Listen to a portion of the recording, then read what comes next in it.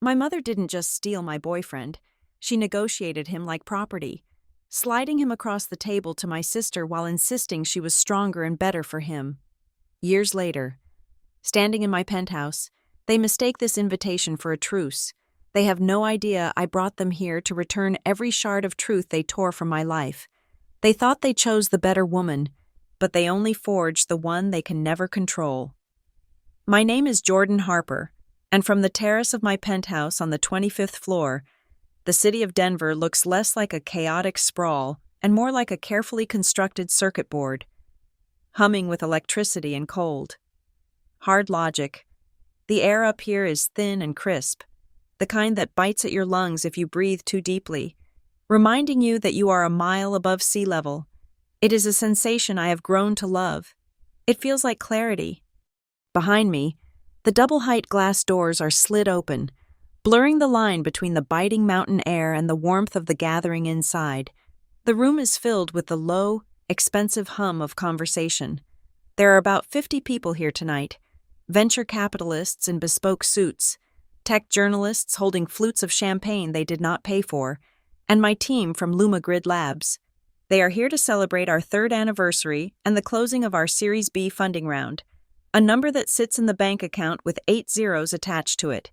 To them, I am the co-founder and chief technology officer, the woman who turned raw data into predictive art.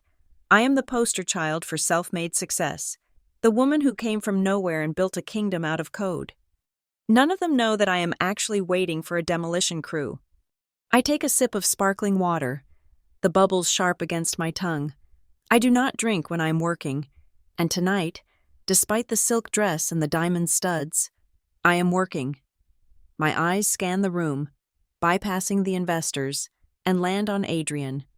My husband stands near the fireplace, listening to a managing partner from a Silicon Valley firm. Adrian Cole is an architect by trade and a real estate investor by instinct. He designed this building. He designed the life we live inside it. He is leaning against the mantel with that easy, languid grace that cannot be taught. He wears a charcoal suit that fits him as if it were a second skin, tailored to broad shoulders and a lean frame. He laughs at something the investor says, a deep, genuine sound, but then his eyes lift. He scans the room, ignoring the people vying for his attention, and finds me out on the balcony. His expression does not change, but his shoulders drop half an inch, a silent signal. I am here. I nod, barely perceptible, and turn back to the city. My heart is beating a steady, heavy rhythm against my ribs. It is not fear. It is the adrenaline of a soldier hearing the enemy march approaching the trench. The concierge downstairs buzzed 5 minutes ago. The elevator ride to the private penthouse foyer takes exactly 45 seconds. They should be stepping out right about now. I turn around just as the heavy oak doors part. The room does not go silent. The jazz quartet keeps playing. The guests keep laughing. But for me, the sound is sucked out of the air, leaving a vacuum of pure, ringing silence. My family walks in. They look like they have been cut out of a magazine from 20 years ago and pasted onto a modern art canvas. They do not fit. My mother, Margaret, enters first. She is wearing a pastel dress that screams Atlanta Country Club, her hair sprayed into an immobile helmet of blonde defiance. Her eyes are already darting, assessing the square footage, the height of the ceilings, the quality of the marble floors. She is calculating the net worth of the room before she has even said hello. Behind her comes my father, Daniel. He looks older than I remember. His shoulders are slumped, his suit slightly too loose, as if he has shrunk inside it. He looks like a man who has spent a lifetime apologizing for taking up space.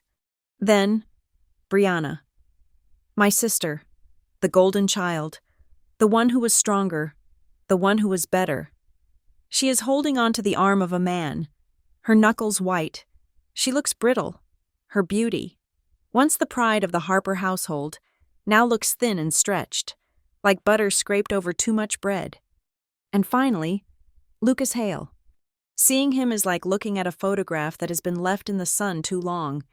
The edges are familiar, but the color is gone. He was once the center of my universe, the variable I thought I could never solve. Now, he is just a man in an off-the-rack suit, looking terrified as he steps onto the polished concrete floors of my sanctuary. I step in from the balcony. The click of my heels on the floor is the only sound I hear. "Jordan," my mother breathes out. She does not smile. She performs a smile. It is a tightening of the muscles around her mouth that does not reach her eyes. My goodness, this is quite a place. "Hello, Mother," I say. My voice is steady. I practiced this tone in the mirror for 2 weeks. "Welcome to Denver." I see the moment they realize they are out of their depth. They expected a nice apartment, maybe a condo. They did not expect a multi-level penthouse that looks down on the rest of the world. Margaret's eyes narrow, a flicker of irritation crossing her face because my success is a variable she did not account for in her equation of control. "It is a long way up," Brianna says, her voice trembling slightly. She clutches Lucas's arm tighter. Lucas refuses to meet my eyes. He is staring at a piece of abstract art on the wall as if it holds the secrets of the universe. "It is," I agree. "But the view is worth it." Then, Adrian moves. He detaches himself from the group of investors and walks toward us. The crowd naturally parts for him. He moves with a predatory fluidity, confident and claiming the space. He comes to stand beside me, his hand settling on the small of my back. The heat of his palm burns through the silk of my dress, a reminder that I am not the girl they broke in that rainy living room in Atlanta. "You must be the Harpers," Adrian says. His voice is smooth, deep, and polite, but entirely devoid of warmth. My mother looks up at him, ready to unleash her practiced charm, the charm she uses to disarm wealthy men, but then she stops. The color drains from her face so fast it looks painful. Her mouth opens, then snaps shut. I look at Brianna. Her eyes are wide, locked on Adrian's face with a dawning, horrific recognition. And Lucas looks like he has been punched in the gut. He takes a half step back, nearly stumbling into a waiter carrying a tray of hors d'oeuvres. They know him. Of course, they do not know him as my husband. They do not know him as the architect of Denver's skyline. They know him from a brief, humiliating interaction 7 years ago. A moment I only learned about recently. A moment where Adrian, investigating the history of the woman he was falling in love with, had gone to Atlanta to see them. He had knocked on their door, not to beg, but to understand, and they had looked at this man, who was not yet rich, not yet famous, just a young architect with dirt on his boots and questions in his eyes, and they had dismissed him. They had treated him with the same condescending arrogance they used to destroy me. They thought he was nobody. Now that nobody owns the building they are standing in. "You," Margaret whispers. Her composure fractures. For a split second, the mask slips, revealing the sheer panic underneath. "I am Adrian," he says, extending a hand that none of them take. "Jordan's husband. We are glad you could make it." He says it with a smile that is all teeth and no joy. He knows exactly who they are. He knows every line of the script they forced me to read. "Husband?" Lucas chokes out the word. It is the first time he has spoken. His voice sounds rusty. He looks from Adrian to me, and I can see the comparison happening in his head. He is comparing himself to the man standing next to me, and the math is cruel. Adrian is everything Lucas pretended to be, but never had the spine to become. "We eloped," I say breezily, gesturing for a waiter to bring drinks. 4 years ago, we thought it was better to keep things uncomplicated. I watch the words settle over them, uncomplicated. Margaret recovers first. She always does. She forces a laugh, a shrill sound that grates against the ambient jazz. "Well, that is certainly a surprise. We had no idea you were married, let alone to someone like this." She waves a hand at Adrian, a gesture that tries to be dismissive but fails. She turns her gaze to the room, to the view, to the evident wealth surrounding us. "You have certainly done well for yourself. Jordan, I always said you had a head for numbers, even if you lack the social grace." There it is, the backhanded compliment, the reflex. She cannot help herself. Even now, standing in my victory, she has to remind me of my place. She has more than a head for numbers, Mrs. Harper, Adrian says, his voice dropping an octave. She runs this city. Brianna flinches. She looks at me, and for a moment, I see the sister I used to worship. But then I remember the text messages. I remember the way she touched Lucas's hand while I was standing in the rain. You look tired. Bree, I say softly. Is everything okay at home? It is a loaded question. I know everything is not okay. I know the bank is calling 3 times a week. I know Lucas sleeps in the guest room. I know the perfect picture is rotting from the inside out. We are fine, Brianna snaps, too quickly. Just tired from the flight. It is a long trip. It is, I agree. But you are here now. I lead them toward the seating area, playing the role of the gracious hostess. I offer them drinks. I introduce them to a few polite, unimportant guests. I watch them navigate the room like tourists in a foreign land. Margaret touches the upholstery of the sofa, checking the fabric.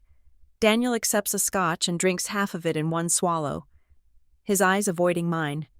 I stand back for a moment, watching them. Flashbacks hit me like strobe lights. She is stronger and better for you. Jordan lives in her own world.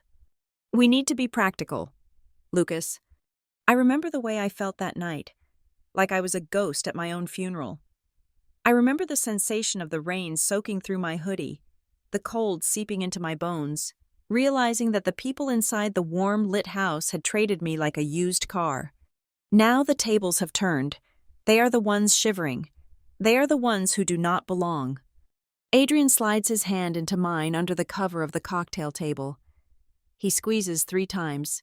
I love you. I have you. Do it. I look at my mother, who is currently trying to charm a senior partner from the firm, pretending she understands what predictive algorithms are. She looks confident. She thinks she can manage this. She thinks she can absorb my success, rewrite history, and make this penthouse part of her brand.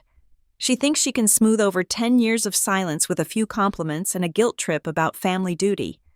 She has no idea that every email she ever hacked is on a server 5 feet away. She has no idea that the voice recording of her betrayal is queued up on the playlist, ready to play. They are smiling now. The initial shock of Adrian is wearing off, replaced by the greed of proximity to power. They think this is a reconciliation. They think they have been invited back into the fold because I need them, or because I forgave them, or because blood is thicker than water. I take a sip of my water and let a small, genuine smile touch my lips for the first time tonight. They thought they came here to assess my new life. They didn't know they were the ones about to be weighed on the scale, to understand why I stood on that balcony in Denver with a heart made of ice. You have to understand the kiln that fired me. I grew up in a place that did not tolerate jagged edges. It was a suburb 20 miles outside of Atlanta where the grass was not just green, it was a uniform, aggressive shade of emerald that suggested chemical intervention. The houses were all variations of the same red brick colonial dream, set back from the road by driveways that were pressure washed 3 times a year. It was a world of manicured hedges, polite waves, and silence. In the Harper household, silence was not peace. Silence was a rehearsal. My mother, Margaret, treated our family life not as a biological reality, but as a public relations campaign. She was the creative director, and we were the talent. Every Sunday afternoon barbecue, every Christmas card photo session, and every church appearance was choreographed with military precision. We were the model American family. We smiled until our cheeks ached. We wore color-coordinated sweaters. We laughed at the right volume, loud enough to be heard by the neighbors, but soft enough to be considered refined. And in this carefully curated production, my sister Brianna was the undisputed star. Brianna was easy to love. That was her superpower. She had the kind of beauty that made people want to give her things. Her hair was lighter than mine, her laugh was musical, and she had an innate ability to make anyone she spoke to feel like the most interesting person in the room. She played the piano in the church choir, her fingers dancing over the keys while the congregation watched with misty eyes. When she walked into a room, the energy shifted toward her like water draining toward a low point. She was warm. She was radiant. She was exactly what Margaret wanted a daughter to be. Then there was me. I was the glitch in the software. While Brianna was practicing sonatas in the living room, I was in the garage, taking apart the toaster because I wanted to know why the heating element only worked on one side, while she was hosting tea parties for her dolls. I was scavenging parts from broken radios to build a receiver that could pick up weather frequencies. I did not care about being charming. I cared about how things worked. I was obsessed with logic, with systems, with the clean, undeniable truth of cause and effect. To my mother, I was not just different. I was a marketing problem. I remember a specific afternoon when I was 12 years old. A neighbor, Mrs. Gable, had come over for iced tea. I was sitting at the kitchen island, furiously typing on a clunky, refurbished laptop I had bought with money saved from mowing lawns. I was teaching myself the basics of Python, lost in a world of brackets and colons. Mrs. Gable had looked over my shoulder, squinting at the screen. She asked what I was doing, and I launched into a breathless explanation of the code I was writing, a script to automate a simple math game. "My goodness," Mrs. Gable had said, genuinely impressed. "Margaret, she is sharp as a tack. You have a little genius on your hands." I felt a rare flush of pride. I looked at my mother, waiting for the nod, the validation, the acknowledgement that I had value. Margaret poured more tea, her smile never wavering, but her eyes were cold. "Oh, she is certainly clever," my mother said, her voice light and dismissive. "But you know how it is. Intelligence is fine, but people fall in love with a presence, not a calculator. No one remembers a head full of numbers at the end of the day." The words hit me with the force of a physical blow. She had not just dismissed my skill, she had categorized it as a liability. In her world, being a calculator was the opposite of being a woman.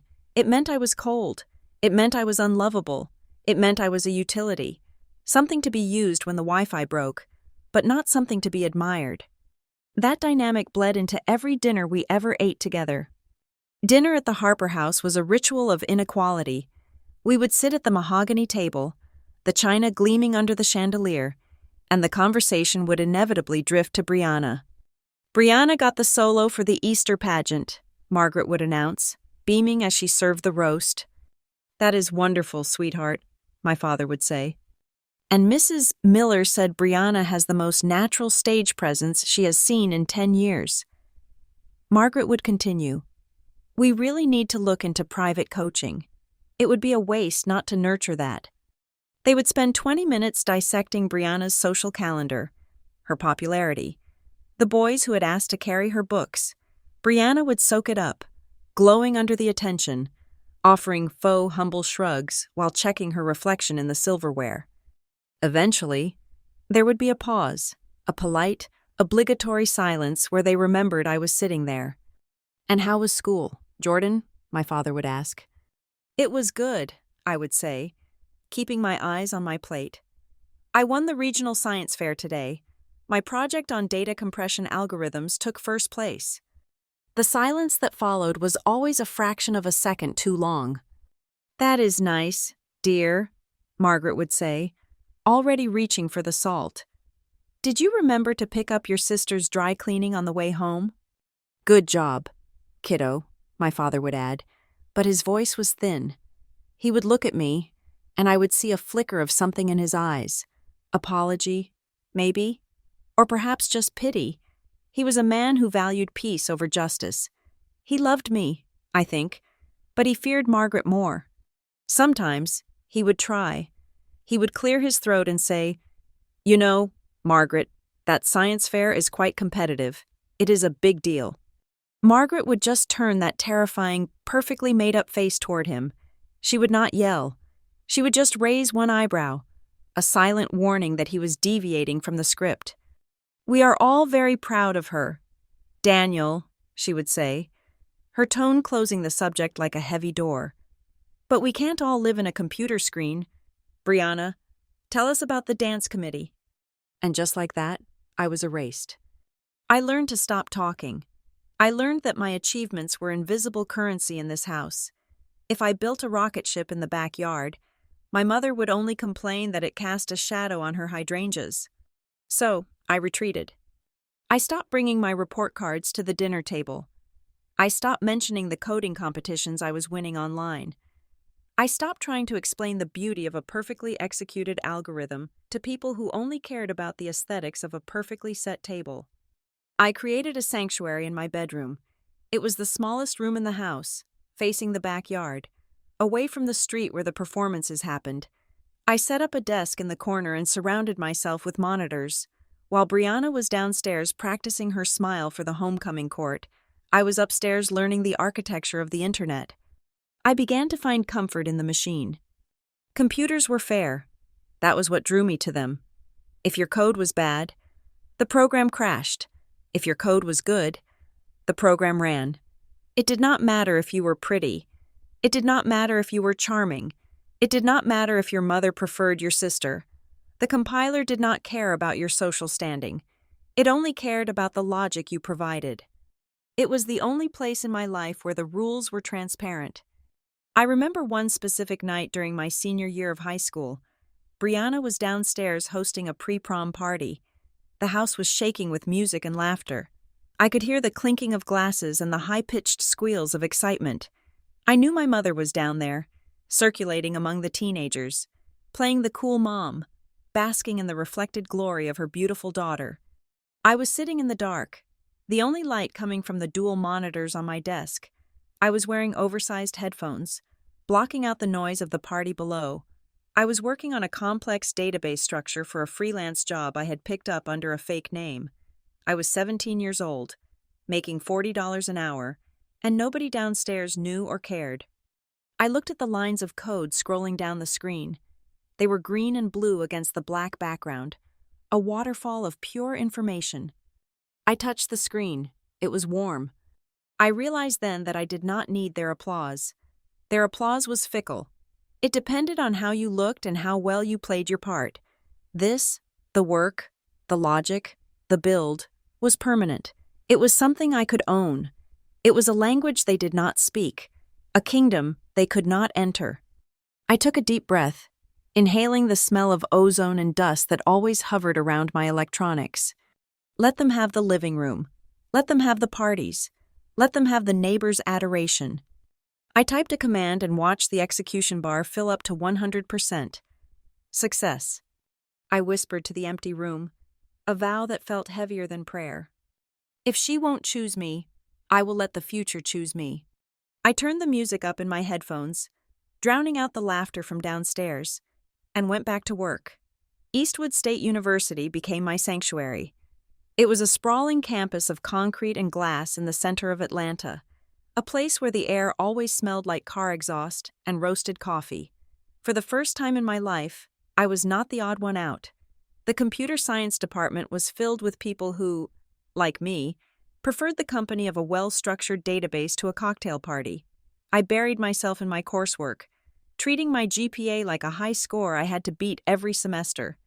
I met Lucas Hale in the Student Union building during the spring semester of my sophomore year. It was a shared workspace, a chaotic zone of noise and stress where students fought for table space and electrical outlets. I had staked out a corner table near the window. Surrounded by empty energy drink cans and a fortress of textbooks, I was deep in a fugue state, debugging a kernel for my operating systems class, when a shadow fell over my keyboard. "Excuse me," a voice said. "I do not want to disturb the genius at work, but are you using that second outlet?" I looked up, ready to snap at whoever was breaking my concentration. Instead, I saw a guy with messy brown hair and a smile that looked genuinely apologetic. He was holding a laptop charger like a peace offering. He was wearing a button-down shirt with the sleeves rolled up, looking distinctly more polished than the hoodie-wearing crowd I usually associated with. "It is all yours," I said, sliding my backpack aside. "Thanks," he said. He plugged in his laptop and sat down opposite me. "I am Lucas, finance major. I promise to be quiet as a mouse." He was not quiet, but for the first time, I did not mind. Over the next hour, he watched me type, his eyes flicking from my face to the screen. Usually, when people watched me code, their eyes glazed over. They saw gibberish, but Lucas looked curious. "You are typing so fast I think the keys might catch fire," he observed after 20 minutes. "What are you building?" I hesitated.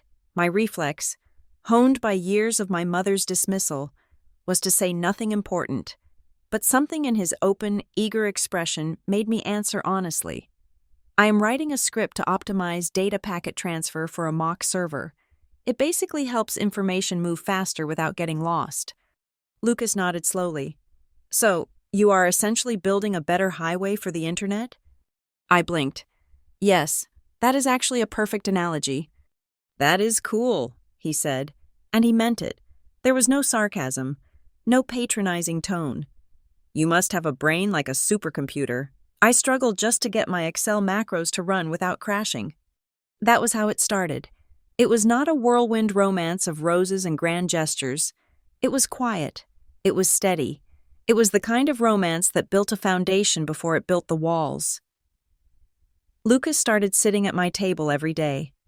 He would bring his finance case studies, and I would bring my algorithms. We would work in companionable silence for hours, broken only by the sound of typing and the occasional groan of frustration.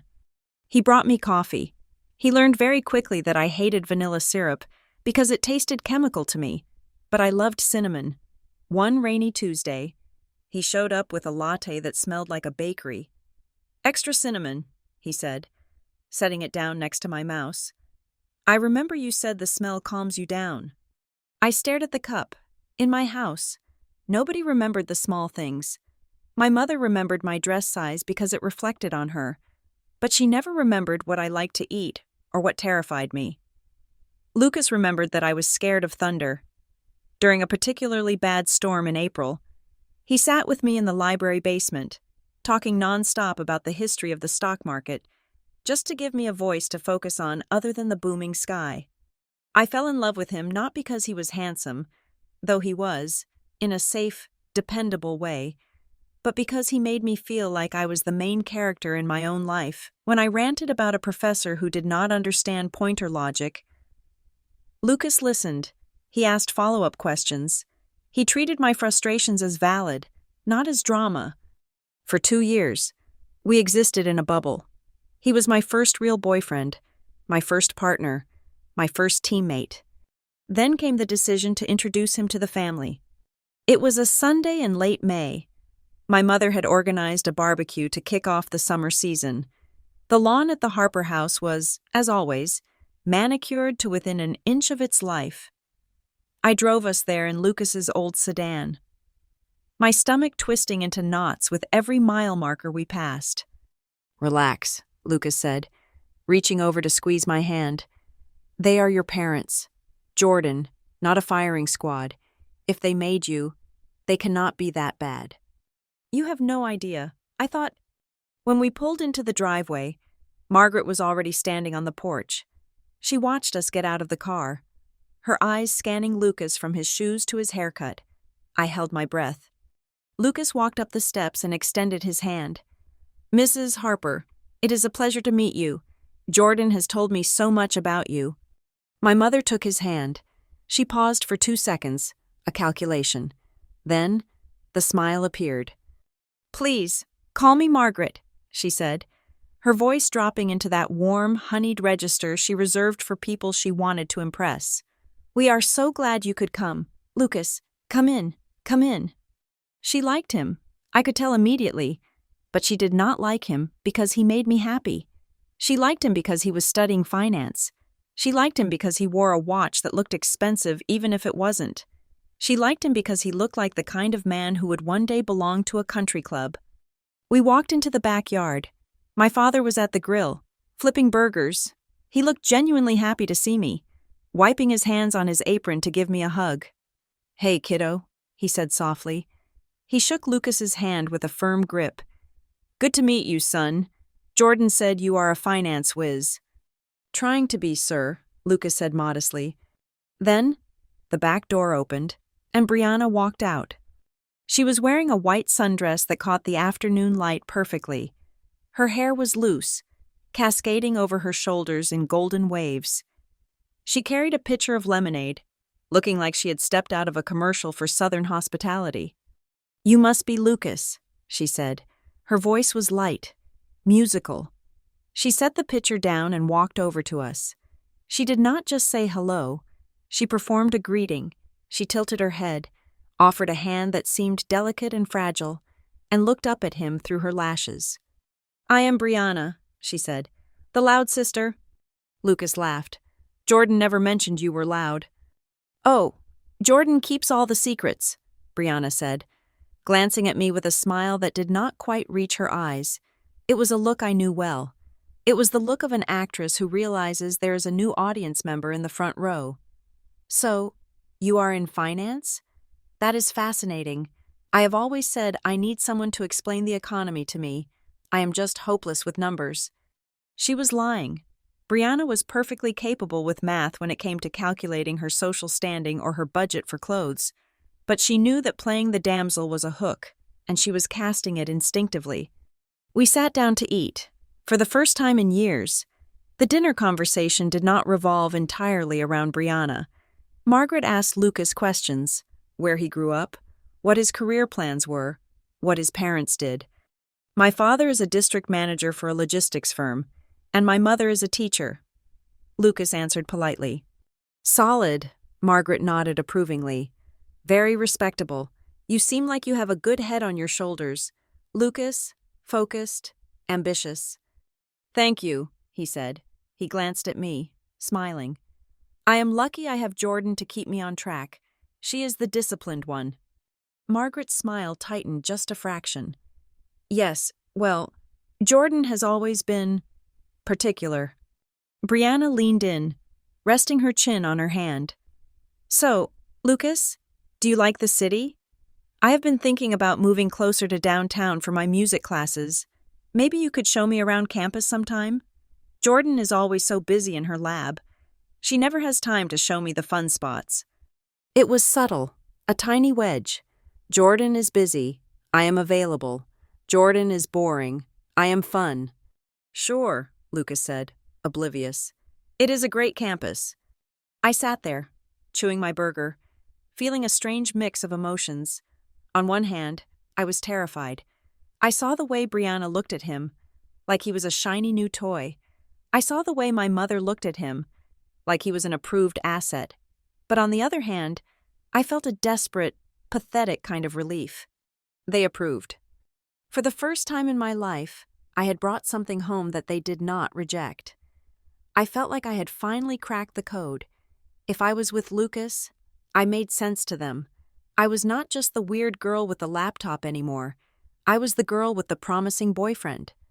After lunch, while Lucas and my father were talking about baseball on the patio, I went into the kitchen to help clean up. Margaret was stacking plates. "He is charming," she said without turning around. "I am glad you think so," I said, rinsing a glass. She turned to look at me. Her expression was unreadable, a mask of maternal concern that covered something sharper. "I have to say, Jordan, I am relieved. I was worried you would end up with one of those computer boys who never see the sun. It is good to see you finally looked up from your screen long enough to choose someone decent." The words slid into my ribs like a cold knife. Finally, decent, as if my own choices, my own passions, were inherently indecent until validated by a man she approved of. "He likes that I code. Mom," I said defensively. "He respects my work." "I am sure he does," she said dismissively, wiping the counter. "But hold on to him. Jordan, men like that, they need a certain kind of warmth to stay interested. Don't be too clinical with him." She patted my cheek. It was a gesture that felt less like affection and more like a warning. I drove us back to campus that evening. The sun was setting, casting long shadows across the highway. I was quiet, replaying my mother's words in my head, dissecting the hidden insults. Lucas reached over and took my hand. His palm was warm. He laced his fingers through mine. "Your family is intense," he said with a chuckle, "but they seem nice. Your dad is great." "Yeah," I whispered. "They liked you." "I liked them," he said. He looked at me, his eyes serious in the fading light. "But I like you more. You know that, right?" He squeezed my hand. "I want to go the long way with you, Jordan," he said softly. "I think we make a really good team." My heart swelled. It was the validation I had craved for 20 years. I looked at him, at his kind profile, at the way he looked at the road with such focus, and I let myself believe that I was safe. I let myself believe that love was a fortress that could keep the Harpers out. I squeezed his hand back and looked out the window at the blurring trees. "I wish Mom could hear you say that." I thought, "I wish she could hear that I am enough." I did not know then that she would hear it. I did not know that she would take that desire for a long road and twist it until it led to a dead end. I just closed my eyes and let myself be happy, completely unaware that the audition for my replacement had already begun. 2 years into our relationship, the landscape had shifted imperceptibly, like the slow erosion of a coastline you do not notice until the cliff edge is suddenly under your feet. On paper, everything was perfect. I was finishing my senior year with a GPA that was practically untouchable, and I had just sent off my final application for a prestigious internship at a major tech firm in Chicago. It was the dream I had been coding toward since I was 12. Lucas, meanwhile, had graduated a semester early and landed a junior analyst position at a boutique investment fund in Atlanta. We were the power couple, the ones with the 5-year plan. But the air between us had changed. It started with the invitations. My mother began inviting Lucas over for dinner on nights she knew I had evening labs. It was always couched in reasonable, helpful terms. "Your father needs someone to look at his portfolio. Jordan," she would say over the phone, her voice brisk and efficient. "You know he trusts Lucas. It is just business. Do not worry about coming. Focus on your studies." At first, I thought nothing of it. Lucas was a finance guy. My dad was terrible with money. It made sense. But then the frequency increased. Lucas would go over on a Tuesday night to look at some bonds and not leave until 11 o'clock. I began to notice his phone habits changing. We would be sitting in my dorm room, watching a movie, and his screen would light up, Margaret calling. He would silence it, but he would not decline it. "Why is my mom calling you at 9 at night?" I asked once, trying to keep my voice light. "She is just worried about the house refinancing," Lucas said, shifting on the couch. "She gets anxious. You know how she is." I accepted it. I accepted it because I wanted to believe that my family finally valued the man I had chosen. I wanted to believe that my mother was leaning on him because he was part of the family, not because she was actively recruiting him for a different role. But the doubt started to itch at the back of my mind like a low-grade fever. I started checking the call logs on his phone when he was in the shower. I hate that I did it. It felt beneath me. It felt like a violation of the logic and trust I prize so highly. But the data was right there, and I could not ignore the pattern. Incoming call. Margaret Harper. Duration. 45 minutes. Incoming call.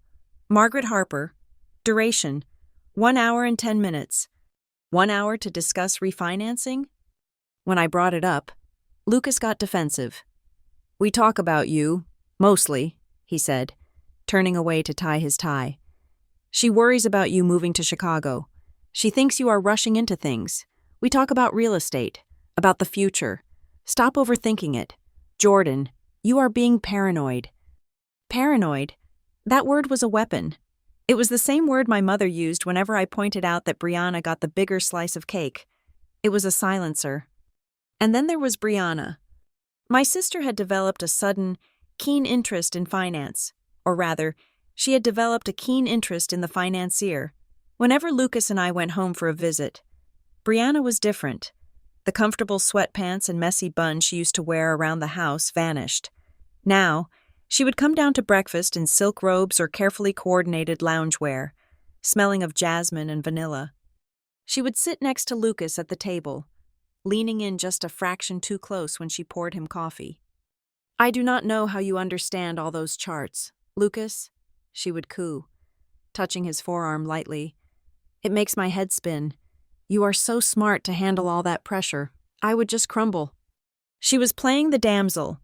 She was projecting fragility. knowing that Lucas, sweet, traditional Lucas, had a hero complex waiting to be triggered. I tried to joke about it once. We were all in the living room, and Brianna was sitting on the arm of Lucas's chair, laughing at something he said. "Careful, Bri," I said, my voice sharp. "You are sitting pretty close there." Brianna looked at me, her eyes widening in mock innocence. "Oh, hush, Jordan, I am just teasing him. If you do not watch out, I might steal him. You are always so busy with your robots anyway." Everyone laughed. My dad laughed. Lucas laughed. But I saw the look on my mother's face. She was not laughing. She was watching Lucas to see if he flinched. He didn't. The cracks started to show in our schedule. Lucas began showing up late to our study dates. 10 minutes became 20, 20 became 30. "Sorry," he would say, rushing into the coffee shop, breathless. "Your mom needed me to move some furniture." Or, "Brianna had a flat tire. I had to go help her change it." "She has AAA, Lucas," I said, staring at my cold latte. She was panicked. "Jordan." She called me crying. "I couldn't just leave her on the side of the road.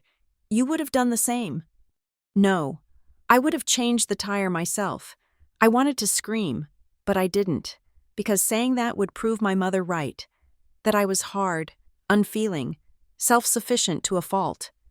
The turning point, the moment the genre of my life switched from romance to thriller, happened on a Tuesday evening in November. Lucas had left his phone unlocked on the table while he went to the bathroom at the restaurant. We were celebrating his promotion. The screen buzzed. It was a message from Margaret. The preview showed the text clearly. "Margaret, what do you think about Brianna's situation? She is so much more fragile than Jordan. She wears her heart on her sleeve. She needs someone steady, someone who can actually be there, not someone chasing a career in Chicago. She is stronger in her heart, but weaker in the world. Better for a man who wants a home." My blood ran cold. The sounds of the restaurant, the clinking silverware, the jazz music, the chatter, faded into a dull roar. She is weaker than Jordan, better for a man who wants a home. My mother was not just venting, she was pitching. She was selling my sister as the superior product. She was framing my ambition as a defect and Brianna's dependence as a virtue. I waited for the next text. I waited for Lucas to come back and pick up the phone. But the reply was already there, sent 5 minutes before while he was supposedly parking the car. "Lucas, I know she is going through a lot. She is sweet, but I do not want to hurt Jordan." I read it 3 times. "I do not want to hurt Jordan." Not, "I love Jordan." Not, "Stop talking about your daughters like this." Not, "I am with Jordan." He did not want to inflict pain. That is not the same thing as loyalty. That is the hesitation of a man who is considering the offer but is worried about the fallout. When Lucas returned to the table, smiling as he sat down, I felt like I was looking at a stranger. I wanted to scream. I wanted to throw the phone at him.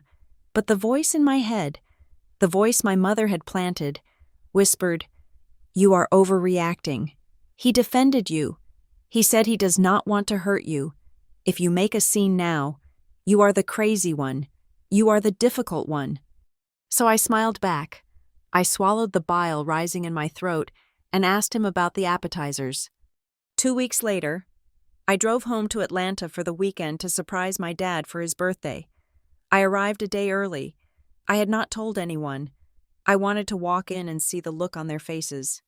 It was raining, a slow, gray drizzle that made the whole world look washed out. I parked my car down the street so I wouldn't ruin the surprise. I walked up the driveway, unlocking the front door quietly. The house was warm. I could smell cinnamon and roasted chicken. I walked down the hallway toward the kitchen. I could hear voices, low, intimate voices. I stopped in the doorway. Lucas and Brianna were standing by the island. Brianna was crying, soft, pretty tears that did not make her face blotchy. She was looking down at her hands. Lucas was standing close to her, too close. His hand was resting on her shoulder, his thumb rubbing back and forth in a soothing rhythm. "I just feel so alone sometimes," Brianna whispered, "like nobody really sees me." I see you. Bree, Lucas said softly. His voice was lower than I had ever heard it. You are amazing. You just need to believe it. He leaned in. It wasn't a kiss. Not yet. But the air between them was charged with something electric and heavy. It was the magnetic pull of two people who had forgotten there was anyone else in the universe. I stepped onto the hardwood floor. My boot squeaked. They jumped apart as if they had been burned. Lucas spun around, his face flushing a deep, guilty red. Brianna gasped, her hand flying to her chest. Jordan, Lucas stammered. We didn't know you were coming. Obviously, I said. My voice sounded calm, terrifyingly calm. What is going on? Nothing, Brianna said quickly, wiping her eyes. She put on a brave, shaky smile. I was having a meltdown about my audition. Lucas was just talking me down. He is so sweet. Jordan, you are so lucky. She looked at me with those wide, wet eyes, daring me to accuse her, daring me to be the jealous, insecure sister who couldn't handle her boyfriend comforting a crying girl. I looked at Lucas. He looked terrified, but not terrified of losing me. He looked terrified of getting caught. Yeah, Lucas said, rubbing the back of his neck. Just family stuff, you know, family stuff. I stood there, vibrating with the urge to scream, to flip the table, to demand the truth, but I looked at Brianna's smug fragility. I looked at Lucas's shifting eyes, and I knew that if I exploded now, they would rewrite the narrative. I would be the villain who attacked her crying sister. Okay, I said. Happy birthday, Dad. I turned and walked out of the kitchen, claiming I needed to unpack. That night, back in my old bedroom, I tried to work. I opened my laptop. I pulled up the IDE, the black screen that had always been my safe harbor. I stared at the lines of code I had written for my senior thesis. If input H yields null, return error. The logic was there. The syntax was perfect. But for the first time in my life, I could not read it. The letters swam before my eyes. My brain, usually a steel trap for data, was foggy and slow. My heart was racing a mile a minute, pounding a warning rhythm against my ribs. I was not overthinking. I was not being paranoid. The variable had changed. The system was compromised. I lay back on my bed, staring at the ceiling where glow-in-the-dark stars from my childhood still faintly shimmered. Something was off. It was not just a little off. The axis of my world had tilted, and I was the only one who could feel the gravity shifting. They were rewriting the code of my life while I was still running the program, and I was terrified that by the time I figured out the new rules, I would already be deleted. The digital footprint of a betrayal is often harder to sweep away than the emotional one. People think that if they delete an email, it is gone. They think that if they empty the trash folder, the data dissolves into the ether. But I am a data scientist. I know that nothing ever truly disappears. It just gets overwritten, archived, or hidden in the metadata waiting for someone with the right key to find it. It was a Wednesday night, 3 weeks after my surprise visit to Atlanta. I was sitting in my dorm, exhausted, refreshing my inbox for the 100th time. I was waiting for a second-round interview confirmation from a major tech firm in Chicago. It was the opportunity I had pinned my entire post-graduation life on. They had seemed enthusiastic during the screening call. Then, silence. I decided to check my spam folder, looking for a misfiltered calendar invite. There was nothing from the recruiter, but there was a notification from the company's automated application system. Subject: confirmation of withdrawal. My heart stopped. I clicked it open. Dear Ms. Harper, we have received your request to withdraw your application from the Junior Systems Architect position. We wish you the best in your future endeavors. I had not withdrawn. I had not even spoken to them in 5 days. My fingers flew across the keyboard. I pulled up the source code of the email, looking at the header information. I needed to know when this request was sent and, more importantly, from where. I logged into the application portal, bypassing the user interface and digging into the activity log. There was a login recorded 24 hours ago. User: Jordan Harper. Action. Withdraw application. I scrolled to the column labeled IP address. The numbers stared back at me. 68.142. I knew that sequence. I knew it by heart because I was the one who had set up the static IP for my parents' home network 3 years ago so my father could access his desktop remotely. That request had not come from a hacker in Russia. It had not come from a glitch in the Chicago server. It had come from the master bedroom of the Harper residence in Atlanta. I sat back in my chair, the plastic creaking under my weight. The room was silent, save for the hum of my hard drive. My mother had logged into my account. She must have guessed my password, likely a variation of my birthday or a pet's name she knew I used, and she had canceled my future. She had reached across 500 miles of fiber optic cable to cut the strings of my parachute. I wanted to call her. I wanted to scream. But then I thought of Lucas. Over the last 10 days, he had started sounding different. It was subtle, like a radio station drifting slightly off frequency. He had stopped asking about my code. Instead, he had started offering critiques that sounded rehearsed. "You know, Jordan," he had said over pizza 2 nights ago, "maybe you are too focused on the logic of things. You live in your own world a lot. It is hard for people to connect with you when you are always analyzing them." "I do not analyze people, Lucas," I had argued. "I analyze systems." "That is just it," he had replied, shaking his head with a sigh that was not his own. "You treat life like a system. You are not flexible, not like Brianna. She flows with things." Flexible, flows. These were not Lucas's words. Lucas was an analyst. He liked structure. These were Margaret's words. I was hearing my mother's voice coming out of my boyfriend's mouth. I needed to know the extent of the infection. I could not rely on phone calls or emails anymore. The data was corrupted. I needed to see the source code. "I have to pull an all-nighter at the lab this weekend," I told Lucas on Friday morning. "Server maintenance. I will probably have my phone off." "Okay," he said. He sounded relieved. "Good luck. I might go check on your parents. Your mom said she needed help with the garage door." "Sure," I said. "Tell them I said hello." I waited until he left. Then I packed a bag. I did not go to the lab. I got into my car and drove south. The drive to Atlanta took 2 hours. It started to rain halfway there. A torrential downpour that turned the highway into a river of red taillights. The rhythm of the windshield wipers was hypnotic. Swish, click, swish, click, with every mile. The cold knot in my stomach tightened. I felt like a detective driving toward a crime scene where the body was my own life. I arrived at the house at 8:30 in the evening. The rain was hammering against the roof, creating a curtain of noise that masked the sound of my engine.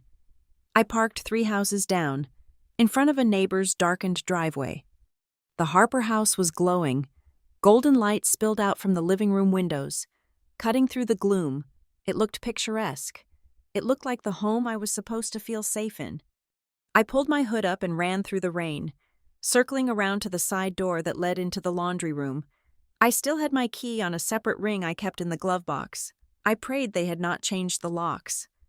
The key slid in. It turned. I stepped inside, closing the door softly behind me. The smell hit me instantly. Vanilla candles and expensive furniture polish. The smell of perfection. I could hear them in the living room. The layout of the house was open, but the laundry room connected to a hallway that ran behind the main seating area. If I stood in the shadow of the hallway, behind the decorative pillar, I could hear everything without being seen. I took my phone out of my pocket. My hands were shaking, not from the cold, but from a surge of adrenaline that made my vision sharp. I opened the voice memo app. I pressed the red record button. I held my breath and leaned against the wall. "Another glass of wine, Lucas?" That was my mother. Her voice was rich, warm, the auditory equivalent of a velvet trap. "I probably shouldn't." "Margaret," Lucas said, "I have to drive back later." "Nonsense," Margaret purred. "You can stay in the guest room. The rain is terrible out there. I would never forgive myself if you skidded off the road." "Stay, Lucas." Brianna's voice chimed in. It was soft, breathy. I hate the thunder. It would make me feel better if I knew you were in the house. There was a pause. I could imagine the scene. Lucas sitting on the leather sofa. Brianna perched on the ottoman near his knees. Margaret standing above them like a conductor. Okay, Lucas said. Just one more. You know, Margaret said, her tone shifting into something more serious. I was looking at that promotion track you mentioned. It is impressive. Lucas, truly, you need a partner who understands the social demands of that world. Someone who can host a dinner party. Someone who can charm a client. Jordan tries, Lucas said, but his defense was weak. It was wet cardboard trying to hold back a flood. Jordan is brilliant, Margaret cut in smoothly. We all know that, but she is hard. She is married to her machine. She always has been, even when she was a child. She preferred wires to people. Lucas, look at me. I heard the rustle of fabric. She must have been leaning in. You need a woman who puts you first, Margaret said. The venom was wrapped in sugar, but it was venom nonetheless. Jordan will always choose the code. She will move to Chicago, or San Francisco, and she will expect you to follow her like a puppy. Brianna is different. She is rooted. She is softer. Then came the sentence that would burn itself into the hard drive of my memory forever. She is stronger and better for the life you want. Lucas, she is the wife you need, not the project you have to manage. I bit my lip so hard I tasted copper. The project you have to manage, that was what I was to them, a difficulty setting. I don't know, Lucas mumbled. I mean, Jordan and I have history. History isn't a future, Brianna said. Her voice was not the innocent chime I was used to. It was lower, more calculating. I do not want to take anything from my sister. Lucas, you know that. I love her. But when I see you with her, you look tired. You look like you are always trying to keep up with something you don't understand. With me, it is just easy, isn't it? It is easy, Lucas admitted. The betrayal was not in a shout. It was in a whisper. And, Brianna added, if she was really serious about you, why is she at a lab on a Friday night? Why isn't she here? She is working, Lucas said. She is avoiding life, Margaret corrected. She is hiding, just like she always does. We are doing you a favor. Lucas, we are saving you from 10 years of being second place to a motherboard. There was a long silence. The rain lashed against the windows, a chaotic rhythm against the stillness of my world crumbling. I just want someone who is there, Lucas said finally. His voice was clear. There was no coercion in it anymore. It was a choice. I am tired of competing with her ambition. I just want peace. I want a home. Then you have one, Margaret said. Right here. I do not want to hurt her, Lucas said. The standard coward's prayer. We will handle Jordan, Margaret said efficiently. She is strong. She is solitary. She won't feel it the way Brianna would. You are doing the right thing. Lucas. I heard the clink of glasses. A toast. They were toasting to my erasure. They were drinking to the successful reassignment of my boyfriend to my sister, as if he were a piece of furniture that looked better in the other room. I looked down at my phone. The timer on the recording read 4 minutes and 12 seconds. I had it. I had the confession. I had the conspiracy. I could have walked in there. I could have thrown the phone on the coffee table and watched their faces turn white. I could have screamed at Lucas for being weak, and at Brianna for being a thief, and at Margaret for being a monster. But as I stood there in the dark laundry room, shivering in my damp clothes, I realized that screaming would only validate them. If I screamed, I was the hysterical daughter. If I cried, I was the emotional burden. They had already decided who I was. They had written the script. I pressed stop on the recording. I saved the file. I named it Family Business. Then I turned around. I opened the side door and stepped back out into the storm. The wind hit me, freezing the tears that I refused to let fall. My hands were numb, but my mind was crystal clear. It was not a heartbreak. Heartbreak implies that something was broken that could be fixed. This was a demolition. It was a clean break. I walked back to my car, the rain plastering my hair to my skull. I got in. locked the doors, and started the engine. I did not look back at the warm, glowing windows where my family was currently carving up my life. They did not just betray me, I whispered to the empty car, my voice steady over the drumming of the rain. They unionized against me. I put the car in gear and drove away. I did not go back to the dorm. I did not go to the lab. I drove toward the interstate, the headlights cutting through the darkness. They thought they had just solved the Jordan problem. They thought they had successfully cut me out of the picture so they could have their perfect tableau. They were right about one thing. I was going to leave, but they were wrong about the rest. They hadn't neutralized me. They had just freed me. And as I merged onto the highway, leaving Atlanta in the rearview mirror, I knew one thing with absolute certainty. The next time I saw them, I would not be the daughter seeking approval. I would be the disaster they never saw coming. I did not sleep that night. I drove back to the campus in a fugue state, the kind of autopilot trance where you arrive at your destination with no memory of the turns you took. The rain had stopped, leaving the streets of Atlanta slick and black, reflecting the streetlights like spilled oil. When I got to my dorm room, it was 3 a.m. I did not cry. I think I had bypassed sadness and gone straight to a survival protocol. I sat on the edge of my bed, the room smelling of old textbooks and the lavender laundry detergent Lucas liked, and I took my phone out. I opened the calendar app, dinner with Lucas, Friday, delete, study session, Saturday, delete. Then, I turned the phone off. I did not just put it on silent. I powered it down completely, removing the SIM card and snapping it in half. It was a small, plastic sound, but it felt like a gunshot in the quiet room. I knew what would happen when the sun came up. My father would call. Daniel Harper was a good man in the way that a fence post is good. He stood there. He occupied space, but he did nothing to stop the wind. He would call me, his voice trembling with that passive peacemaker anxiety. He would not know about the conversation I had recorded. He would just know that tensions were high, and he would want me to come over for Sunday brunch to smooth things over. He would want me to apologize for being distant. He would want me to make it easy for them to hurt me. I could not do it. I could not listen to him pretend that the knife in my back was just a misunderstanding. His silence over the years had been the soil in which my mother's cruelty grew. By not stopping her, he had signed off on every cut. I began to pack. I did not pack for a trip. I packed for an extraction. I took 2 suitcases. Into them went my clothes, my hard drives, my notebooks, and the few awards I had hidden in my closet. I left the things that belonged to the version of Jordan they knew, the dresses my mother had bought me, the framed photos of the happy family, the stuffed bear Lucas had won for me at a carnival. I posted my laptop for sale on a student forum at 6 a.m. It was a decent machine, but I needed cash fast. A freshman bought it 2 hours later for $400. I held the cash in my hand, feeling the texture of the bills. It was not enough to start a life, but it was enough to buy a ticket out of it.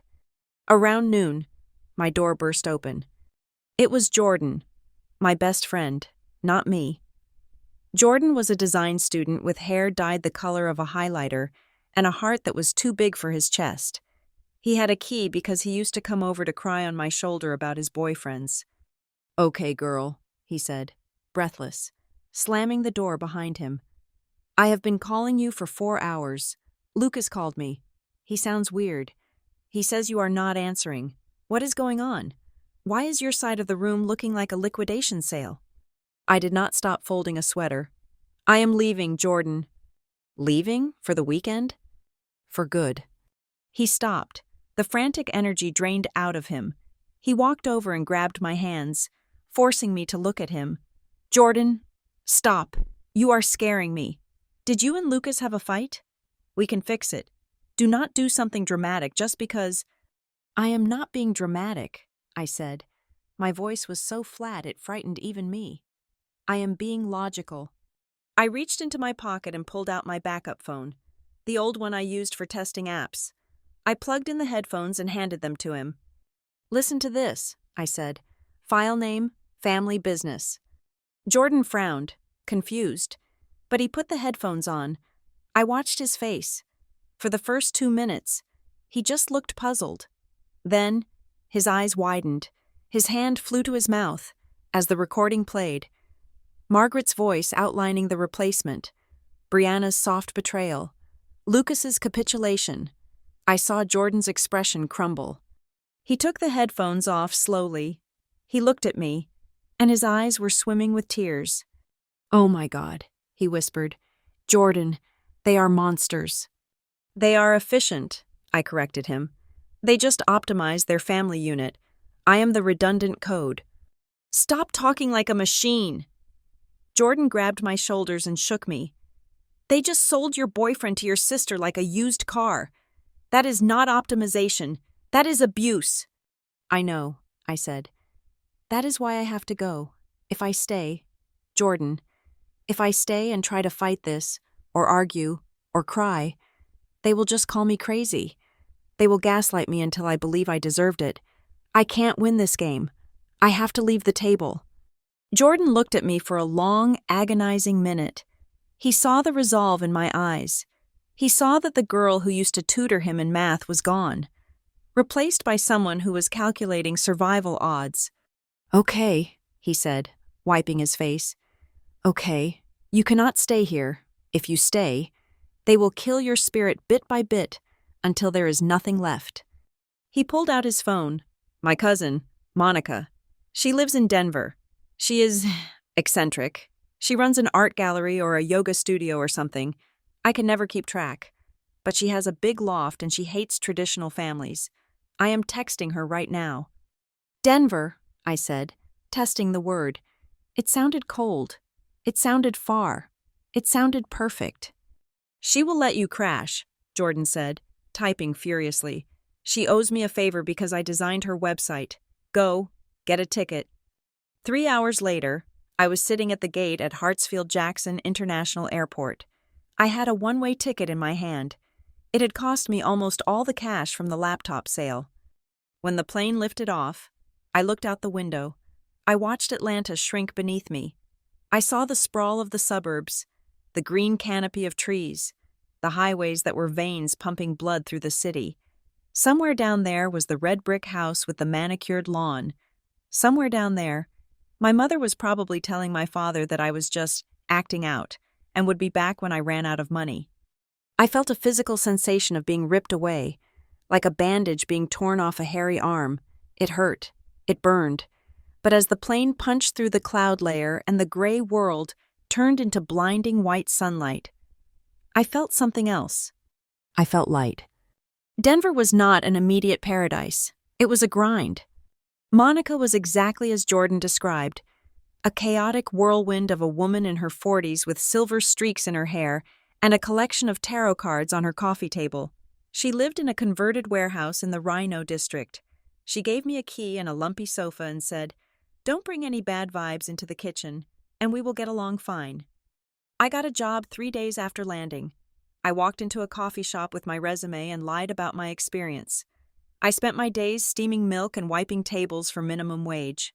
My hands, which used to type elegant code, were now covered in coffee grounds and sanitizer burns. My nights were for survival. I enrolled in an online degree completion program to finish my credentials. I sat on Monica's floor, using a borrowed tablet, typing essays and coding assignments until my eyes burned. But the hardest part was the silence. In the quiet hours of the night, the ghosts came back. I would wake up at 3 a.m., sweating, my heart hammering against my ribs. In my dreams, I was back in the laundry room. I could hear Margaret's voice, clear as a bell. "She is stronger and better for the life you want." I could hear Lucas saying, "I just want peace." I felt worthless. I felt like I had been discarded because I was defective. The logic that had always saved me was failing. If I was so smart, why didn't they love me? If I was so capable, why was I easily replaced by someone whose biggest talent was being agreeable? I decided to fix the glitch. I used the small amount of money I had saved from tips to see a therapist. Dr. Kaplan was a small woman with sharp eyes and a no-nonsense demeanor. Her office was in a strip mall, sandwiched between a dry cleaner and a vape shop. It cost $75 a session, cash. I told her everything. I told her about the barbecue, the emails, the recording, the flight. I told her about the crushing weight of feeling like the beta version of a daughter. Dr. Kaplan listened. She did not take notes. She just watched me. You are trying to solve an equation that has no solution. Jordan, she said during our 4th session. I just want to know why I wasn't enough, I said, my voice cracking. I tried so hard. I got the grades. I got the awards. I was the good kid. You were the good kid in a story that wasn't about you, Dr. Kaplan said. She leaned forward. Your mother is writing a specific narrative. In her story, the family is a visual asset. Brianna fits that visual. You are complex. You are internal. You challenge the narrative just by existing. She paused, letting the words settle. They did not choose your sister because you lack value. Jordan, they chose her because you do not fit the story they want to tell about themselves. You are a mirror that reflects their shallowness, and nobody wants to look at that. It was a click, a mental shift. It was not about me, it was about them. I was not the bug in the code. I was the feature they didn't know how to use. That night, I went back to the loft. I did not cry. I opened a new notebook. I started to write, but I didn't write a diary entry. I wrote a case study. I drew a mind map in the center of the page. I wrote Margaret in the middle, from her name. I drew lines connecting to Lucas, Brianna, and Daniel. I analyzed their behaviors. I documented the manipulation tactics, isolation, triangulation, projection. I noted the dates of the emails she had intercepted. I mapped out the timeline of how she had slowly groomed Lucas to accept Brianna as the safer option. It was clinical. It was cold. It was brilliant. I turned my pain into data. I turned my trauma into a project. I looked at the external hard drive sitting on the desk. It contained the audio file. It contained the server logs from the Chicago email. It contained the screenshots of the texts Brianna had sent me years ago, pretending to be supportive. I created a new folder on the drive. I named it the Mother File. I stared at the screen, the blue light reflecting in my eyes. I was eating instant noodles in a drafty warehouse in Denver, wearing a thrift store sweater, with $80 in my bank account. They were back in Atlanta, probably having a lovely dinner, thinking I was gone, thinking I was just a bad memory. I touched the screen. One day, I whispered to the blinking cursor, one day, this little file is going to be the only thing in the world you cannot deny. I closed the laptop. For the first time in months, I slept without dreaming. Time acts differently when you are rebuilding yourself. The first year in Denver felt like dragging a heavy stone uphill. Every day a physical effort just to exist. But then, momentum took over.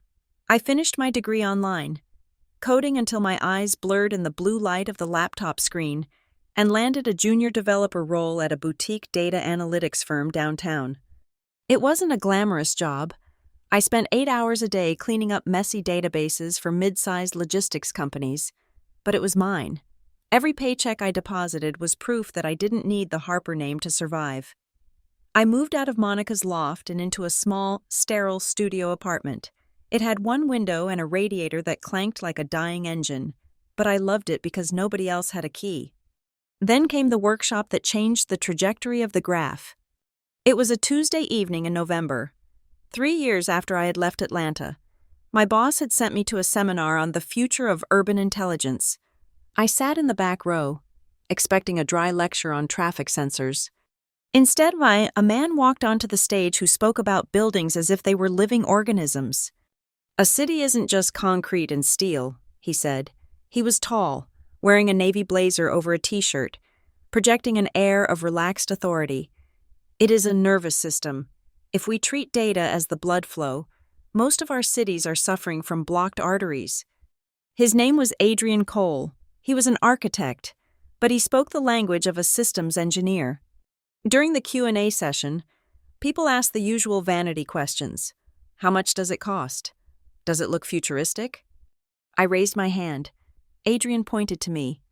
You are talking about predictive modeling for energy consumption, I said, my voice steady.